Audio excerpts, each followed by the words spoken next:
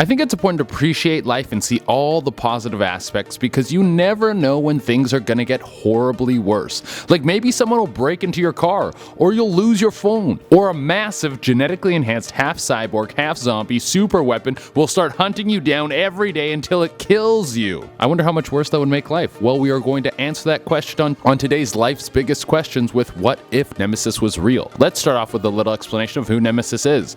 Nemesis is a character from the Resident Evil franchise, making his first appearance in Resident Evil 3 Nemesis. Wow, he was the star of the game. He's a living weapon bioengineered by the Umbrella Corporation. Umbrella is the corporation in Resident Evil that is responsible for making the T-virus, which is the cause of the massive zombie outbreaks throughout all of the games, except for Resident Evil 4, it's the whole parasite thing, but we won't get into that. And if you don't know that there's zombies in Resident Evil, well, that's an explanation for another video. Sorry, we have to focus on this one here, guys. The goal with Nemesis was to use the zombie-causing T-virus to its maximum potential. They wanted to create a creature that would have all the strength and physical benefits of the T-virus without rotting the brain of the host and turning into a full zombie. They accomplished this with the NE-alpha parasite. This was a parasite that would attach itself to the brainstem of the host and act as a second brain. This allowed the Umbrella Corporation to have a super-powered zombie that is smart enough to accept commands. The parasite would also give the host some additional abilities. It could regenerate at an extremely fast rate, and if the host was killed, the parasite would rejuvenate the body and come back as a more powerful version of the previous self. The only downside is that each time it would come back to life, the mutations of the parasite would be more extreme,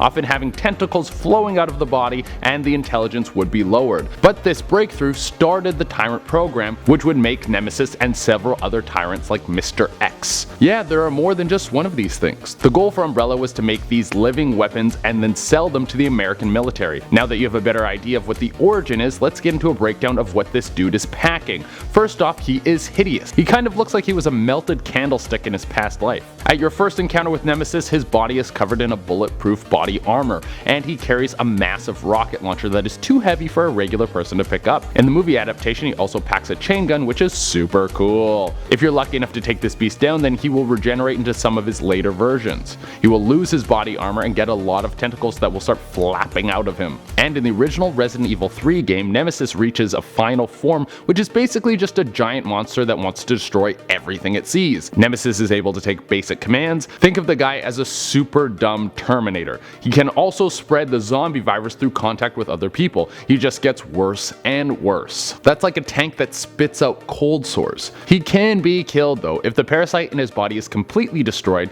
then he will be left dead. His mission in Resident Evil 3 was to kill the STARS team, which is basically like a SEAL Team 6. They were in Raccoon City and they had information about the Umbrella Corporation making a secret zombie virus, so he was sent in to kill them. Now that you have a general idea of what this monstrosity is, let's get into what would happen if he was real. Right off the bat, that would mean somewhere in the world there is a secret organization or company or branch of the government that has been working on the T-virus or something very similar, and also a mind-controlling parasite. And they have a weapon that is probably worse than a nuclear bomb. This would massively change war. Any country that displayed this power would become the world's superpower, and every other country would be desperately looking for a cure so they could fight back against it. Think about if North Korea had the power to unleash a zombie virus and zombie super soldiers in any country. This would most likely lead to every country coming up with their own version of a zombie super soldier, and then we might end up seeing the zombie wars. Wars would no longer be fought with people, but zombie super soldiers.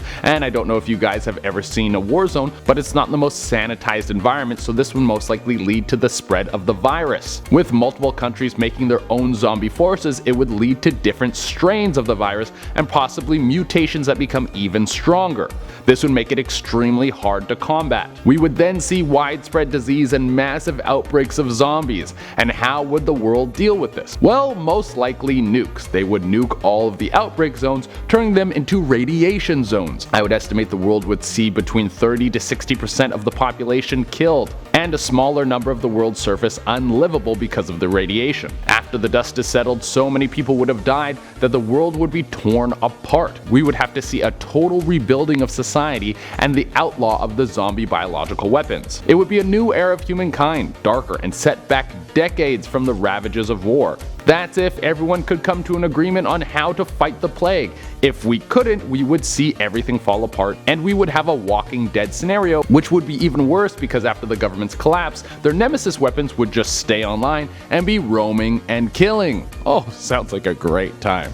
Alright guys, well that is everything we have for you today on LBQ, answering the question, what if Nemesis was real? Please write in the comments and let us know what you think would happen if Nemesis was real and how you think it would affect the world. Also, any other tidbits you have about Nemesis's origin, feel free to throw them in the comments as well. I've been your host, Che Dorena, and keep asking the big questions.